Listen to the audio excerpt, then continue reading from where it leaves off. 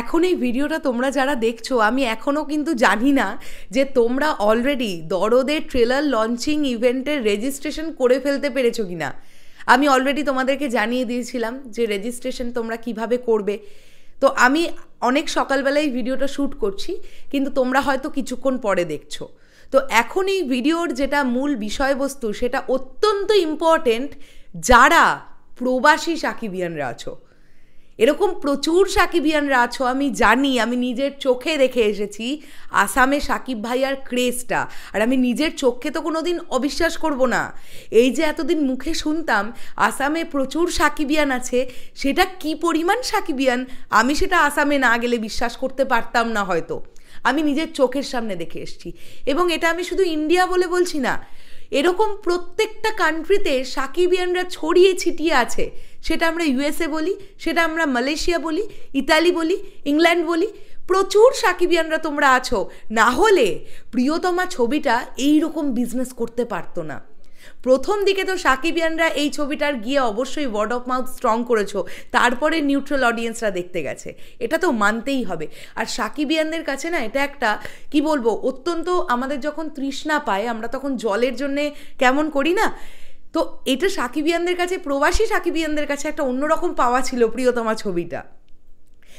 আমরা এখন এই ব্যাপারটা নিয়ে কথা বলবো যে এই যে ট্রেলার লঞ্চিং ইভেন্টটা হবে দরদ মুভির জন্য, এই অনুষ্ঠানটি যতটুকু সম্ভব মনে হলো গতকাল অনন্য মামুন ভাইয়ার ভিডিও দেখে যে এই অনুষ্ঠানটি বাংলাদেশে কিন্তু অনুষ্ঠিত হবে, ঠিক আছে।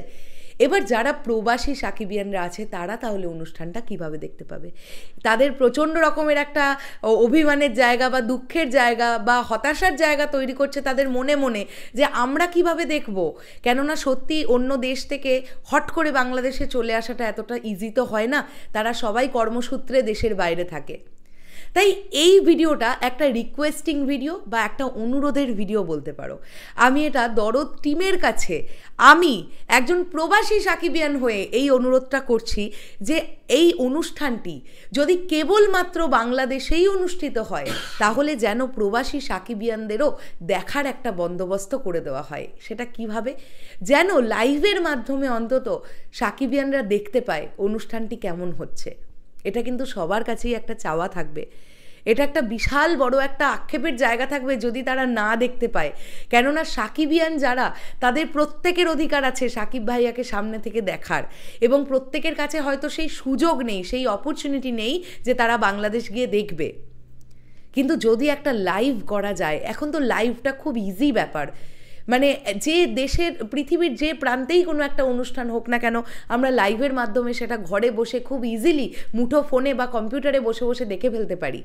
তাই দরদের টিমও যদি একটা এরকম ব্যবস্থাপনা করেন, কারণ 50,000-এরও অনেক বেশি সাকিবিয়ান কিন্তু আছে, বাংলাদেশেই 50,000-এর প্রচুর বেশি আছে, তাহলে প্রবাসীদের ধরলে তো মানে কোটি কোটি সাকিবিয়ান হবে। তাহলে সেখান থেকে দাঁড়িয়ে তাদেরও তো দেখতে ইচ্ছে করবে। তাই টিমের কাছে অনুরোধ এটা যে আপনারা যদি সম্ভব হয় একটু লাইভে যাবেন, কেননা এটা না যাওয়ার তো কিছু নেই, এটা একটা ফ্রি অফ কস্ট অনুষ্ঠান, এটা সবাই দেখতে পাবে, বিনামূল্যে দেখতে পাবে, শুধু রেজিস্ট্রেশনের মাধ্যমেই দেখতে পাবে। তাই যে সকল সাকিবিয়ানরা বাংলাদেশে থাকতে পারবে না বা হয়তো তারা পৌঁছতে পারবে না, হয়তো যারা সুযোগই পাবে না, হয়তো 50,000-এর অতিরিক্ত মাত্রায় যখন তারা রেজিস্ট্রেশন করতে যাবে তখন তো রেজিস্ট্রেশনগুলো ক্যান্সেল হয়ে যাবে। তো তাদের ক্ষেত্রেও আমি বলছি, আমি শুধু প্রবাসীদের কথাই এখানে বলছি এমনটা নয়, বাংলাদেশেও এরকম সাকিবিয়ানরা যারা থাকবেন, যারা হয়তো ফাইনালি পৌঁছতে পারলেন না অনুষ্ঠানটাতে, তারা কিভাবে দেখবেন?